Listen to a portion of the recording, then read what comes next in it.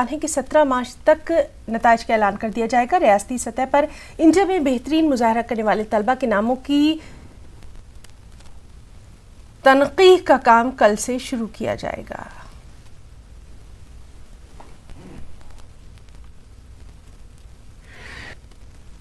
एक बार फिर बिहार विद्यालय परीक्षा समिति अपना ही रिकॉर्ड तोड़ने की तैयारी में जुट गया है।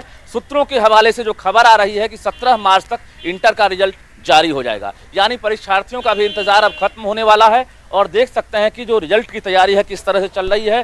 शाम का समय है और शाम में भी यानी कहा जा रहा है कि 24/7 जो है यहाँ पर जो कर्मी है वो काम में जुटे हुए हैं। जरा आपको हम दिखा दें कि देखिए किस तरह से बड़ी संख्या में जो बोर्ड के कर्मी हैं वो अंदर प्रवेश भी कर रहे हैं और जो एक्टिविटी है वो तेज हो गई है, क्योंकि कल से ही योजना तैयार की गई है कि रिजल्ट की तैयारी जो है यहाँ पर तेजी से की जाएगी और होली से पहले जो परीक्षार्थी हैं उनको जश्न मनाने का मौका दिया जाएगा। तो बता दें आपको कि पिछला रिकॉर्ड जो 26 मार्च का था उसको तोड़ने की तैयारी में बोर्ड जुट गया है और सचिव से लेकर जो भी अधिकारी हैं, फिलहाल IT सेल के तमाम लोग अभी अंदर मौजूद हैं।